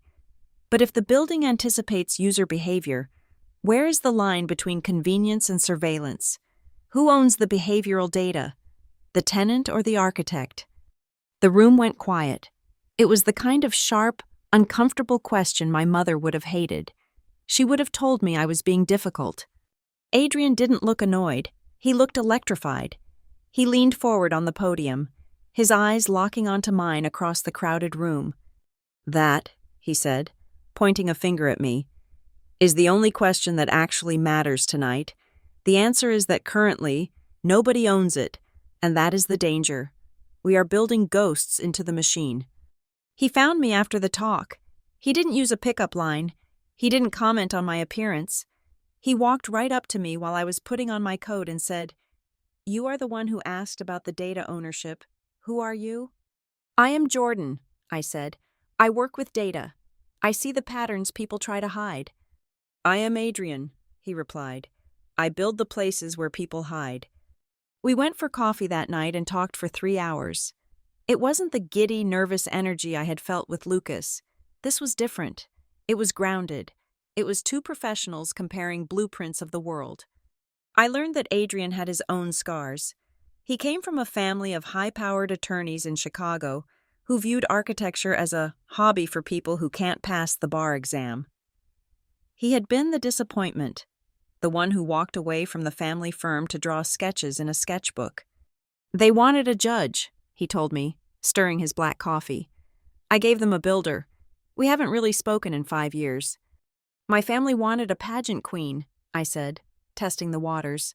"I gave them a compiler error." He laughed, a deep, genuine sound that made the tension in my shoulders dissolve. "To compiler errors," he said, raising his paper cup, "the world needs more glitches." Our relationship developed with the slow, inevitable logic of a well-written program. There were no grand gestures, no performative dates for social media. We were both too busy building our careers. Romance for us was ordering Thai food at 10 o'clock at night while we worked side by side at his dining table.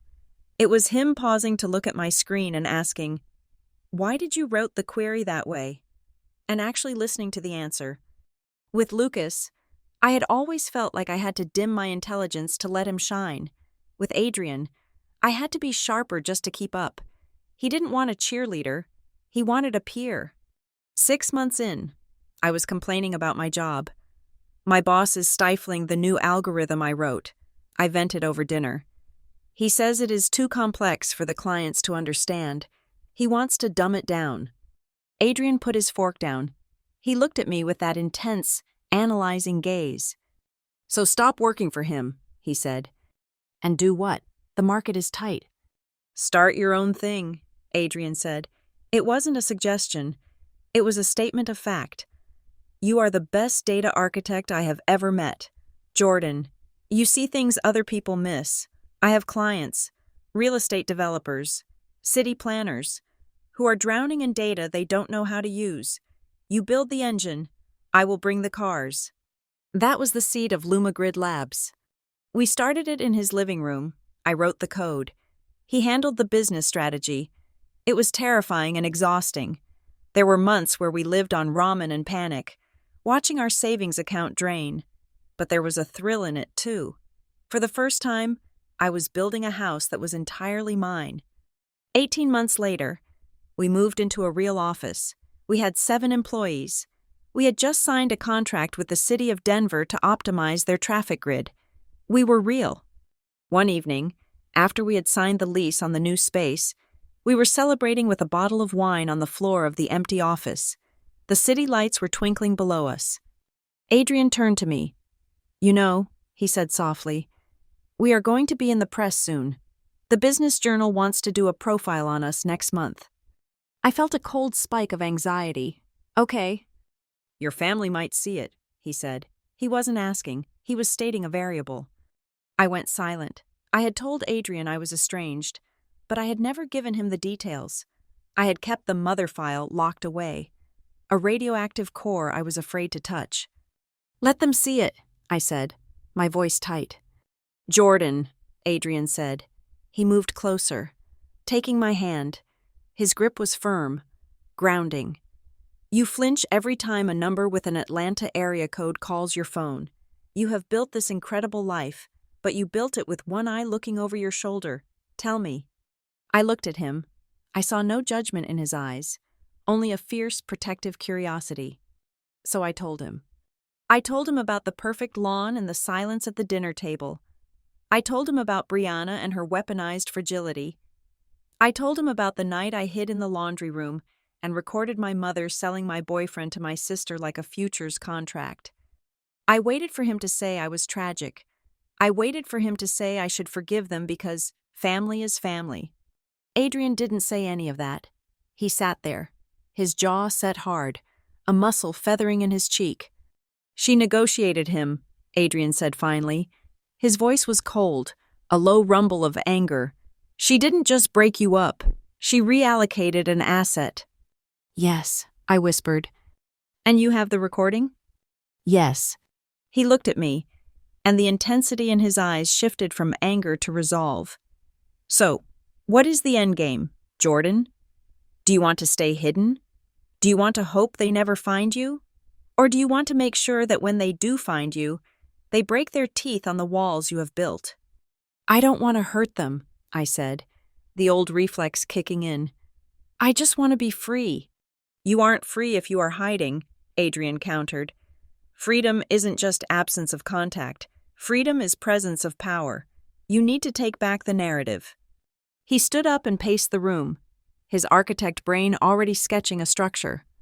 We are going to prepare, he said. Not for revenge. Revenge is emotional. We are going to prepare for justice. Justice is structural. The next few weeks were a blur of covert activity. I dusted off the external hard drive. I sat with Adrian and organized the timeline. We printed the email logs from the Chicago job offer my mother had canceled. We traced the IP addresses. We transcribed the audio recording from that rainy night in the laundry room. Adrian brought in a friend of his, a shark of a lawyer named Jessica, to review everything. She didn't file anything, but she structured the evidence. This is actionable, she told me, tapping the file. Interference with business relations, unauthorized access to computer systems, intentional infliction of emotional distress. If you ever needed to pull the trigger, this is a loaded gun. I don't want to sue them, I said. I just want them to know they can't touch me. Then you keep this in your back pocket, Jessica said. This is your nuclear deterrent. I felt a shift inside me. For years, I had felt like the victim, the girl running away in the rain. Now, looking at the stack of evidence, looking at the company I had built, and looking at the man who stood beside me, not as a savior but as a partner, I felt dangerous. I was no longer the glitch. I was the system administrator. A week later, I was standing in my glass-walled office at Lumagrid. The sun was setting, painting the sky in violent streaks of orange and purple. The Denver skyline looked sharp and beautiful. I was reviewing the final code for a new project, feeling that deep, satisfying hum of competence. My phone buzzed on the desk. I glanced at it, expecting a message from Adrian about dinner. It was a text from a number I had deleted but never forgotten. Sender. Dad. I stared at the screen. My heart gave a single, hard thump, but my hands didn't shake. I picked it up. Text. Jordan. If you are reading this, please, I need to talk to you. I know we don't have the right to ask, but everything is crumbling here. Your mother is losing control. Brianna is in trouble. We need you. I read it twice. Everything is crumbling. I looked up at the reflection of myself in the glass. I saw a woman in a tailored blazer, a woman who commanded a team of 30, a woman who was loved for her mind. I typed a reply, then deleted it. I smiled, a cold, sharp smile that didn't reach my eyes. The opportunity hadn't just knocked, it had kicked the door down. They weren't calling because they missed me. They were calling because the perfect story my mother had written was finally falling apart, and they needed a rewrite. I picked up the phone and dialed Adrian. It is starting, I said when he answered. Are you ready? He asked immediately. I have been ready for 5 years, I said. Let's bring them to Denver. The text message from my father sat on my screen like a crack in a windshield. Small, spider-webbed, and threatening to shatter the whole glass. Everything is crumbling. I waited 2 hours before I responded. In business, you never negotiate when the other party is desperate. You wait until the desperation settles into a recognizable shape. When I finally pressed the video call button, I was sitting in my office at Lumagrid, the Denver skyline a wall of steel and light behind me. I wanted him to see the contrast.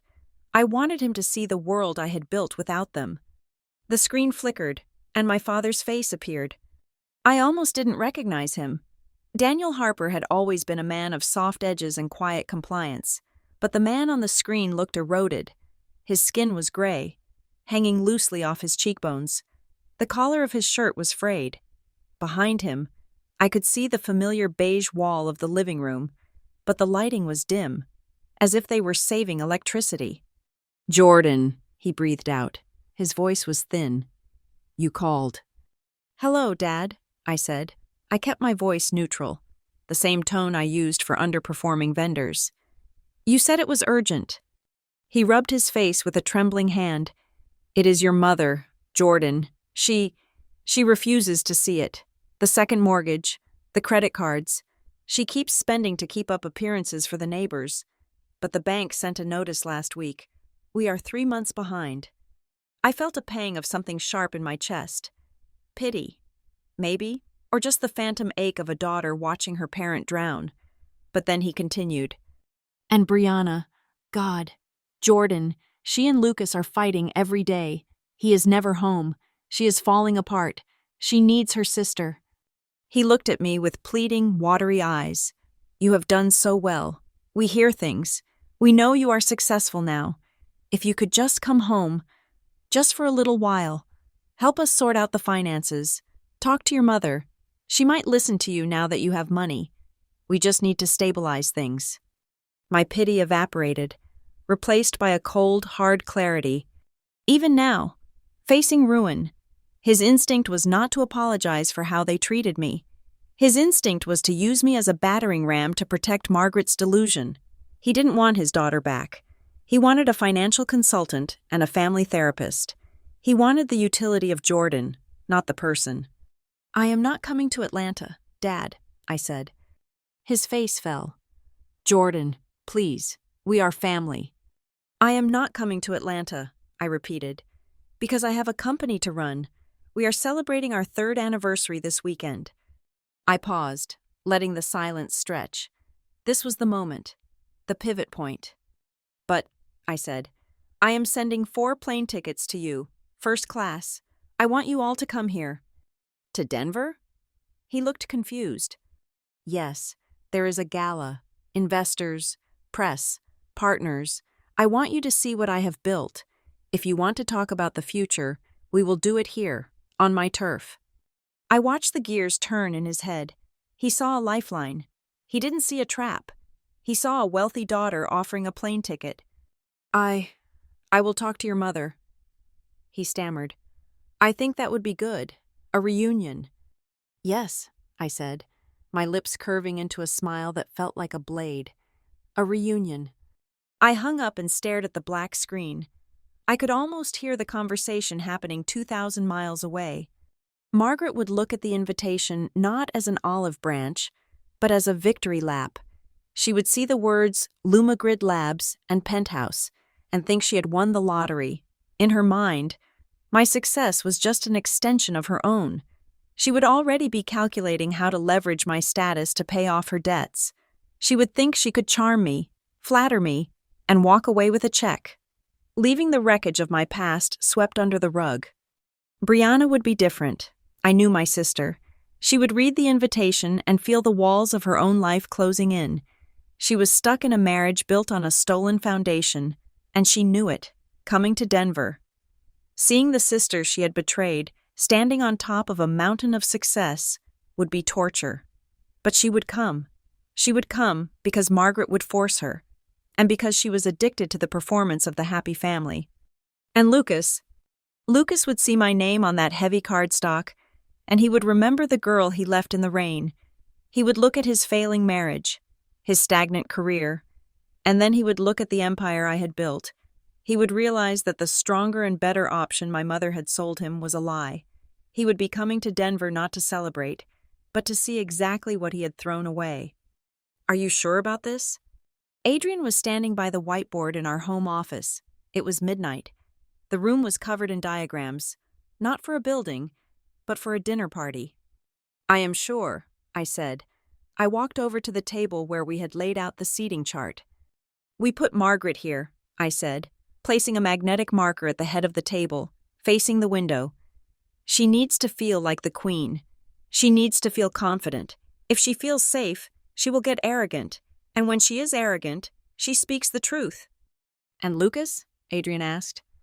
Next to Brianna, but opposite me, I said. I want him to have to look at me every time he lifts his glass. I want him to see you and me together. I want the comparison to be unavoidable. Adrian picked up a folder. It was labeled the Chicago Protocol. Inside were the printouts of the IP logs, the email chain where my mother had impersonated me, and the USB drive containing the audio file from the laundry room. We don't lead with this, Adrian reminded me. This is the finisher. I know, I said. I don't want to just drop the evidence and watch them deny it. Denial is their superpower. Margaret will say it is fake, or I am misunderstanding, or it was for my own good. I took a deep breath. I need them to say it themselves. I need to create a pressure cooker so tight that the truth whistles out of them before I even show the proof. I want Brianna to admit she knew. I want Lucas to admit he settled. Adrian nodded. He understood. This wasn't a trial. It was a psychological deconstruction. We have the audio queued up on the smart home system, Adrian said. Voice command, Protocol 0. If I say that, the audio from the laundry room plays over the speakers in every room, including the terrace. Protocol 0, I repeated. It sounded like a weapon launch code. In a way, it was... We spent the next hour refining the script. We weren't scripting our words, but we were scripting the environment. We chose the wine. Expensive, intimidatingly complex. We chose the lighting. Warm but focused, like a stage. We placed a specific photo frame on the mantel. A picture of me receiving an award in Chicago, the very city they had tried to keep me from. A subtle, silent reminder. You realize, Adrian said, leaning back against the desk, that once we do this, there is no going back. This burns the bridge down to the waterline. The bridge was rotten anyway, I said. I am just lighting the match so I don't have to walk across it ever again. On the afternoon of the party, 3 hours before they were scheduled to arrive, I sat alone in my office at the penthouse. The catering staff was downstairs prepping.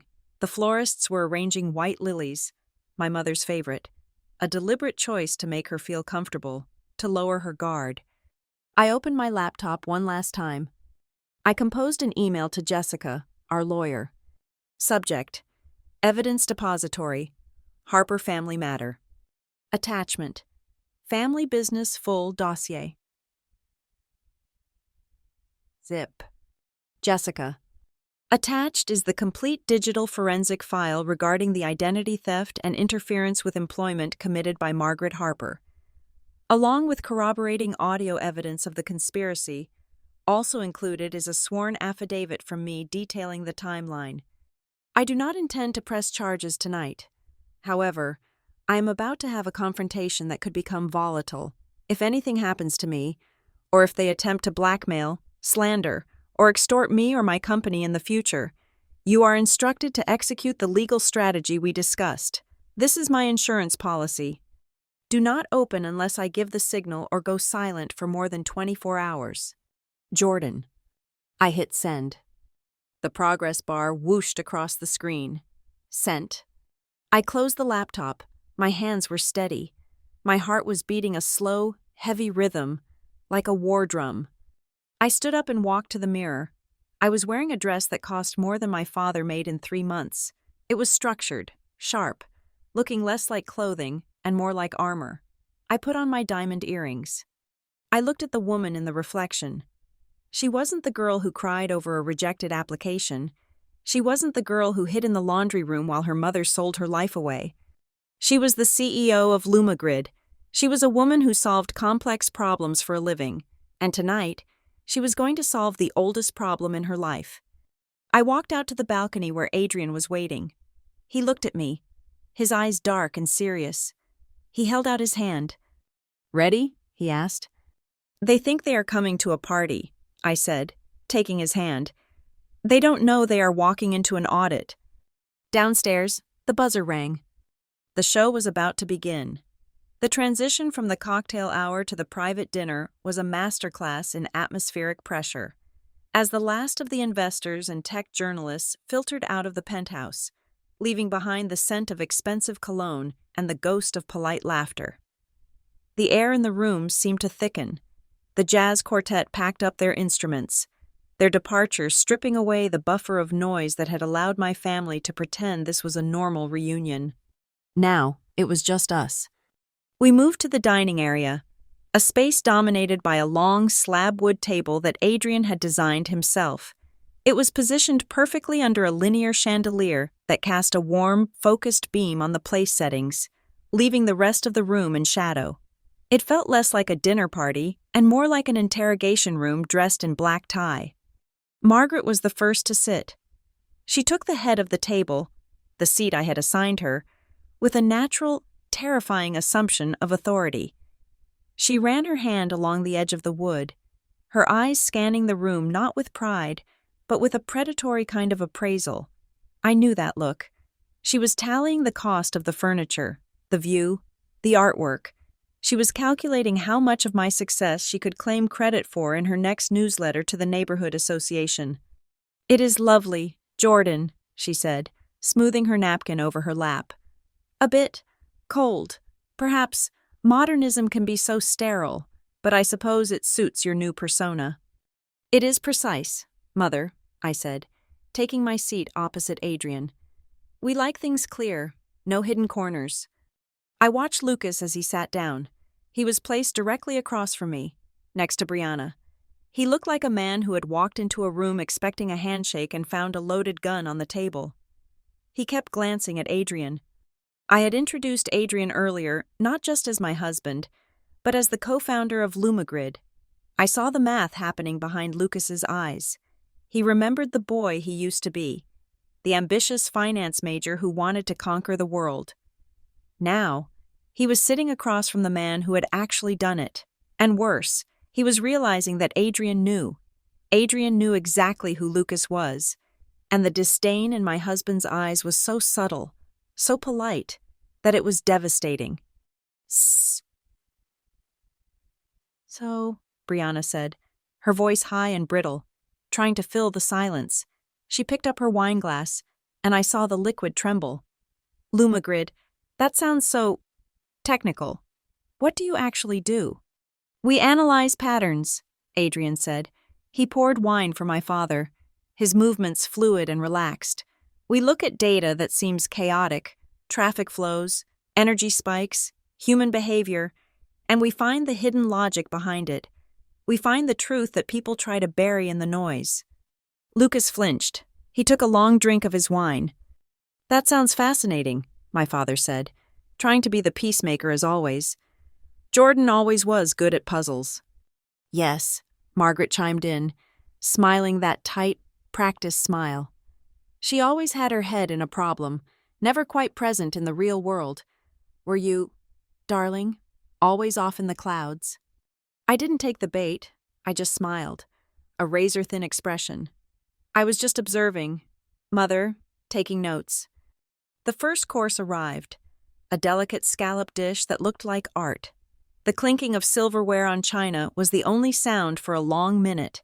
The tension was a physical weight, pressing down on our chests. Adrian wiped his mouth, set his napkin down, and leaned forward. The movement was casual, but the energy in the room shifted instantly. He was the architect now, checking the foundation before swinging the wrecking ball. "I am curious," Adrian said, his voice conversational but carrying to the corners of the room. "Jordan has told me so little about her life before Denver. When was the last time you were all in a room together like this? Before tonight?" The question hung in the air. Margaret laughed, a dismissive, airy sound. Oh, goodness, it has been years. I suppose it would have been, well, it must have been the engagement party, for Brianna and Lucas. She said it with such casual cruelty.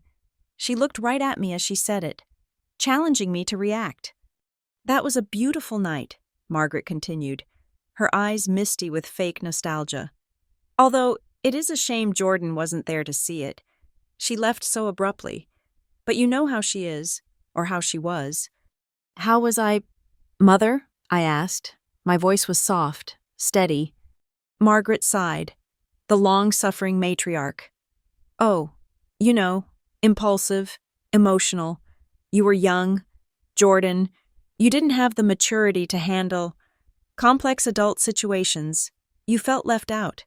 And instead of staying and supporting your sister, you ran away. It broke your father's heart. My father looked down at his plate, studying a scallop as if it held the secrets of the universe. He didn't contradict her. Is that what happened? Adrian asked. He looked at Lucas. Is that how you remember it? Lucas? Jordan just ran away because she was jealous? Lucas froze. He looked at me, then at Brianna, then at Margaret. He was trapped. If he told the truth, he destroyed his marriage. If he lied, he destroyed his conscience. It was complicated, Lucas stammered. We were all young. Things happened fast. Things happened very fast, I agreed. One day I was your girlfriend, and the next day I was gone, and you were engaged to my sister. Efficiency at its finest.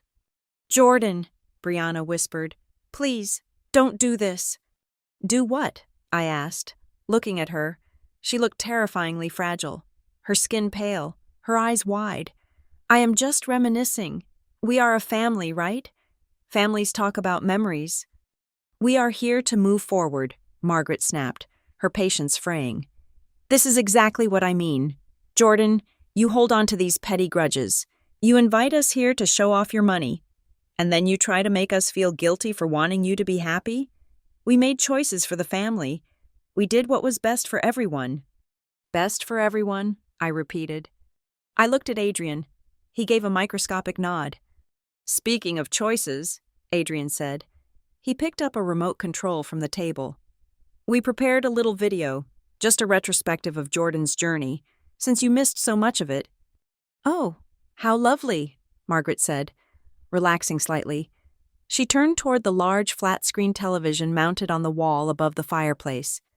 She expected a montage of photos, perhaps some clips of me receiving awards. She expected validation. Adrian pressed the button. The screen flickered to life, but it wasn't a video.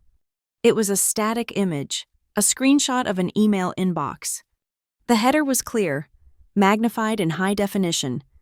From Jordan Harper via eastwood.edu to Chicago Tech Systems, recruitment. Date, November 14th, 7 years ago. Subject, second round interview confirmation. Body. Thank you for the opportunity. After much consideration, I have decided to withdraw my application. I do not feel I am a good fit for this role and have decided to pursue other options closer to home. Please do not contact me further. The room went deadly silent. I remember that week, I said, my voice conversational. I was waiting by the phone. I checked my email every hour. I thought they just didn't want me. I thought I wasn't good enough. What is this? My father asked, squinting at the screen. You turned down the Chicago job? You told us they never called you back. I didn't turn it down, Dad, I said. Adrian pressed the button again. The image changed. Now it showed the server metadata for that specific email. A line of code was highlighted in red. Originating IP address, 68.142. Does anyone recognize that number? I asked. Silence. That is the static IP address for the Harper residence in Atlanta, I explained, keeping my tone helpful, like a teacher explaining a math problem. I set it up myself so Dad could access his work files. It is a digital fingerprint. It proves that this email, the email that killed my career before it started, was sent from inside your house. I looked at Brianna. She had covered her mouth with her hand. She knew. I looked at Lucas. He was staring at the screen, his mouth slightly open. He hadn't known this part. He knew they had pushed me out, but he didn't know they had sabotaged my exit. "Who sent it?" I asked. "This is ridiculous," Margaret said. She stood up, her chair scraping loudly against the floor. Her face was flushed, not with shame, but with anger. "You are hacking things now? You are making up numbers to humiliate us?" "I don't need to make anything up. Mother," I said. "The logs don't lie. You logged into my account. You guessed my password. It was my birthday, by the way, not very hard. And you typed those words. You decided that I wasn't allowed to leave on my own terms." "Why?" Daniel asked. His voice was a whisper. He looked at his wife, truly seeing her for the first time in 30 years. "Margaret, did you do this?" Margaret looked around the room. She saw the walls closing in. She saw the accusation in Daniel's eyes, the horror in Lucas's, and she did what she always did. She doubled down. "Yes," she hissed. "Yes, I did it. And I did it for you. Jordan, I did it for this family." "For me?" I laughed, a dry, humorless sound. "You were going to run away to Chicago," Margaret shouted. "You were going to leave us. You were going to drag Lucas with you, and the whole family would have fallen apart. Brianna needed him. We needed stability. You were always so selfish, thinking only about your career, your code. I had to protect the family. I had to make the hard choice because you were too blind to see where you belonged." "So you stole my future," I said, "to keep the prop in the right place on your stage." "I kept the family together," she screamed. "And look at you now. You are rich. You are successful. It worked out. Why are you trying to destroy us over an email from 7 years ago?" "Because it wasn't just an email," I said. I looked at Adrian. He was watching me, his hand hovering over the remote. "It wasn't just about a job." "Mother," I said, my voice dropping to a terrifying calm. "It was about the fact that you didn't just want me to stay. You wanted me to disappear so Brianna could shine. You didn't just want Lucas to stay. You wanted him to belong to her." "That is not true," Margaret spat. "Lucas chose her. They fell in love. It was natural. You just couldn't accept that he preferred a woman who was actually a woman, not a machine." Lucas made a sound, a choked, strangled noise. "Margaret, stop." "No," I said. "Let her speak. She thinks it was natural. She thinks it was fate." I stood up. I walked to the head of the table. I placed my hands on the wood, leaning in until I was inches from my mother's face. "You think you rewrote history. Mother, you think that because I left, because I stayed silent for 7 years, that the truth disappeared, but you forgot one thing about me." "And what is that?" she sneered. "I document everything." I nodded to Adrian. The image on the TV screen changed again. The white background of the email vanished, replaced by a dark, simple interface of a media player. The file name was displayed in large, white letters. Living Room Night, Wave. "I came home that weekend," I said softly. "The weekend before I left. I didn't tell you. I let myself in with my key.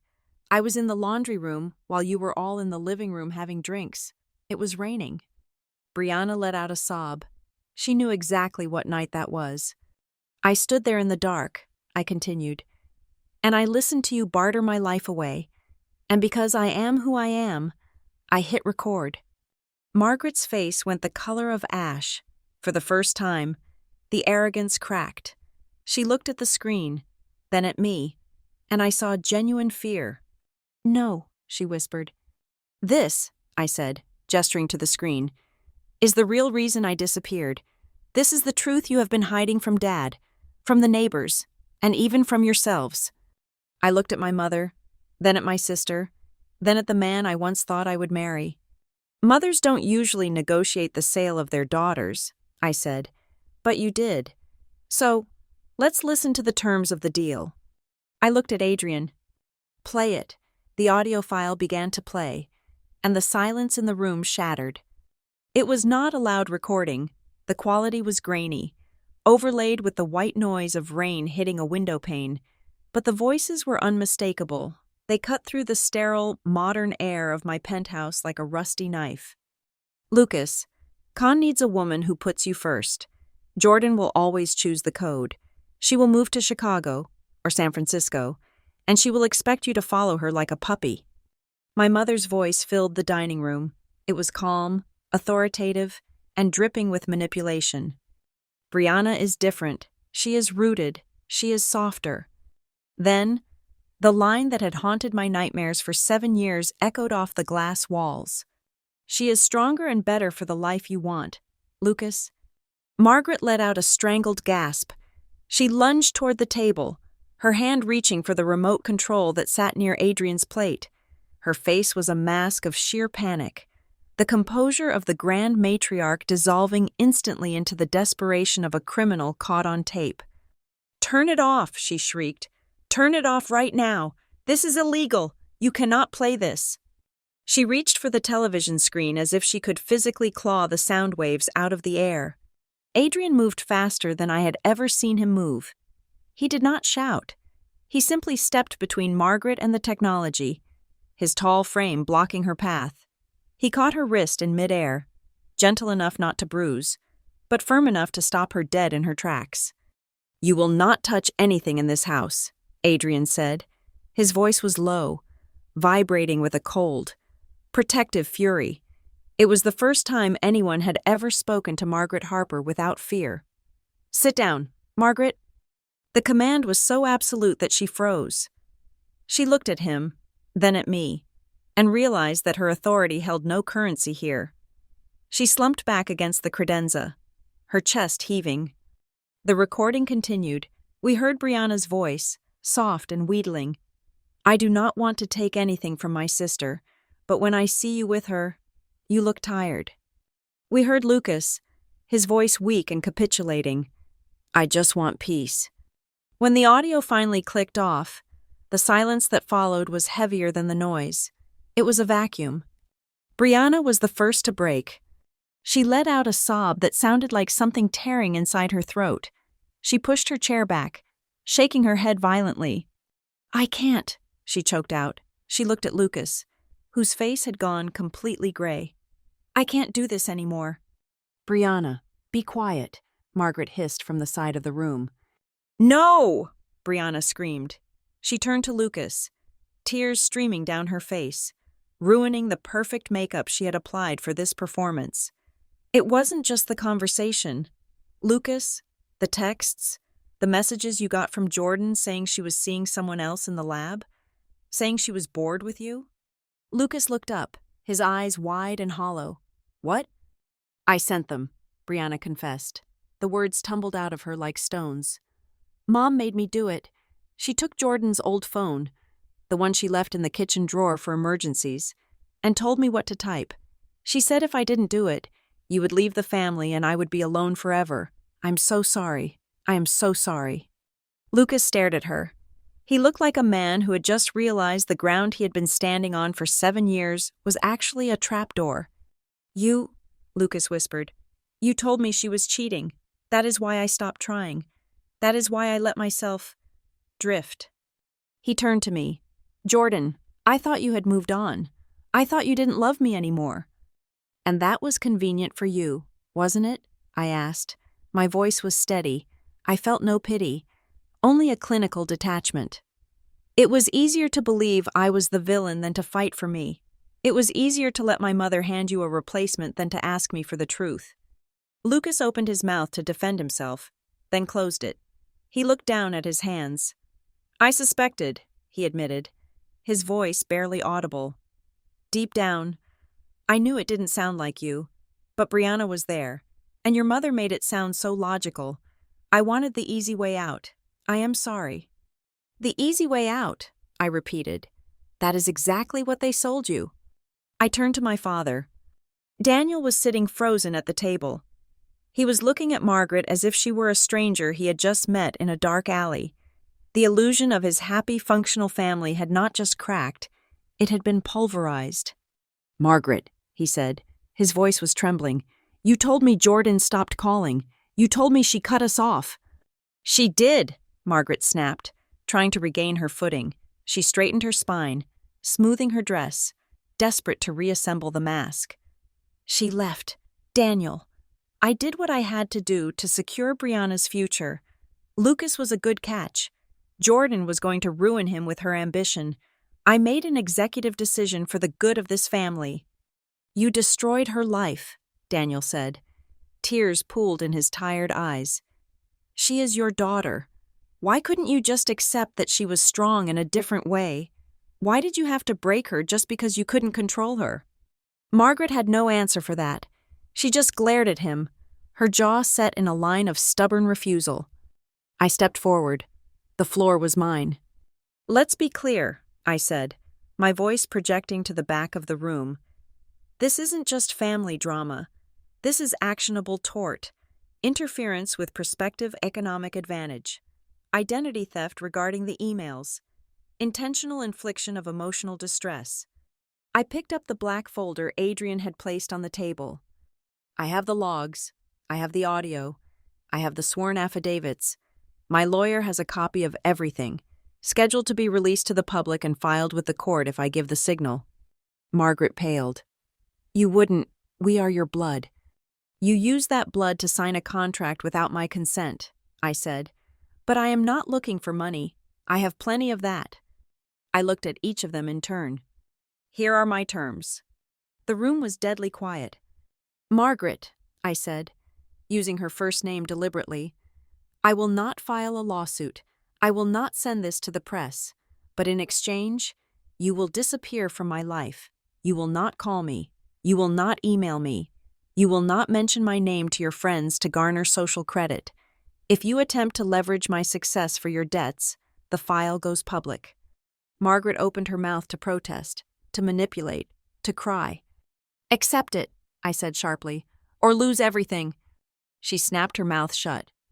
"Dad," I continued, softening my tone just a fraction, "you are welcome here, but only if you come alone, and only if you are ready to build a relationship based on who I actually am, not who you want me to be to keep the peace." Daniel nodded, wiping his eyes. "I would like that. Jordan, I would like that very much." "And Brianna," I said, looking at my sister. She was a mess of tears and mascara. "You don't get a pass just because you were manipulated. You made choices. You sent those texts. You stood in that kitchen and let him hold you while I was standing in the rain." Brianna lowered her head, sobbing quietly. "I will not see you," I said. "Not now. Maybe in a few years. If you leave this toxic dynamic, if you find out who you actually are without Mother pulling your strings, maybe then we can get coffee. But until you stop being a victim and start being a person, the door is closed." "I understand," Brianna whispered. "This is ridiculous," Margaret exploded. She stood up, knocking her chair over. "I was protecting you. You were cold. You were unlovable. I found someone who could take care of Lucas because you never could. I did everything for you people." She looked around the room, waiting for someone to rally to her side. She waited for Daniel to soothe her. She waited for Brianna to defend her. She waited for Lucas to agree with her. Nobody moved. Daniel turned his chair away from her. Brianna shook her head, burying her face in her hands. Lucas stared at the table, refusing to meet her eyes. For the first time in her life, Margaret Harper was standing in a room full of people, and she was entirely alone. She let out a sound of pure frustration, grabbed her purse, and stormed toward the elevator. The doors slid open with a soft chime, and she stepped in. As the doors closed, I saw her face, a mask of confusion and rage. She still didn't understand. She never would. The tension in the room broke like a fever. Lucas stood up slowly. He walked over to me. He looked older than his years, worn down by a life that didn't fit him. "Jordan," he said, "I know it doesn't change anything, but I am sorry. I should have fought harder. I see that now. You were incredible, and I was scared of that." He looked at me with a desperate hope, waiting for me to absolve him. He wanted me to say it was okay, that I forgave him, so he could go home and sleep at night. The forgiveness is for me, Lucas, I said, looking him in the eye. Not for you. You have to live with the fact that you chose the path of least resistance. You chose the lie because it was comfortable. I don't hate you. I don't need you. I haven't needed you for a long time. He nodded, swallowing hard. He turned and walked out. Brianna followed him a moment later. She stopped at the door, looking back at me. I am going to file for divorce, she said quietly, and I am going to move out of Mom's house. I promise. I will earn that coffee. She left. My father stood up. He walked over to Adrian, who was standing by the balcony door. Daniel cleared his throat. That latch on the sliding door looks a bit loose. I noticed it earlier. Adrian smiled, a genuine, warm smile. It is. Actually, I have been meaning to fix it, but I haven't had the right tools. I have tools in the trunk of the rental, Daniel said, his voice gaining a little strength. If you don't mind, I could stay a few days, help you with a few things around here. I would like that. Daniel, Adrian said. We have a guest room. Stay as long as you want.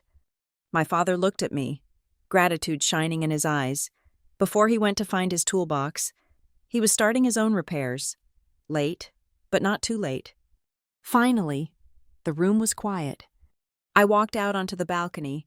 The night air was crisp and cold, biting at my bare arms, but I didn't shiver. Below me, the city of Denver was a grid of golden light, breathing, moving, alive. I felt a hand on my shoulder. Adrian wrapped his jacket around me, pulling me back against his chest. They are gone, he said softly. Yes, I replied. They are gone. You know, Adrian said, resting his chin on the top of my head. That phrase she used, she told Lucas that Brianna was stronger and better for him. I let out a breath I felt like I had been holding since I was 22. She was right, Adrian said. I turned in his arms to look at him, confused. She was right, he repeated, smiling. Brianna was better for him because Brianna needed someone to hide with. You needed a partner to build with. He brushed a strand of hair away from my face. They didn't know that by pushing you away, they were forcing you to become the person who could build all of this.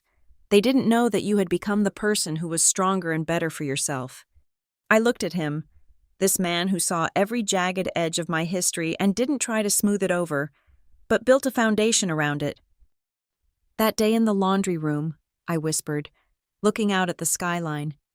My mother chose the wrong person for him, but today, I chose the right person for me, and that is the only variable that matters. I leaned into him, watching the lights of the city merge with the stars. I wasn't the girl in the rain anymore. I was the storm, and I had finally cleared the air. If anyone has ever told you that you weren't enough to be chosen, or that you were too difficult, too intense, or too much for them, remember this. Sometimes, the strongest thing you can do is accept their rejection as your liberation. Walk off their stage and go build your own damn theater. Thank you so much for listening to Jordan's story. I would love to know where you are tuning in from today. Are you listening on your commute, at the gym, or maybe while coding your own empire late at night? Let me know in the comments below so we can connect. Please do not forget to subscribe to Lila Revenge Stories. Hit that like button and smash the hype button to help this story reach more people who need to hear it. Stay strong.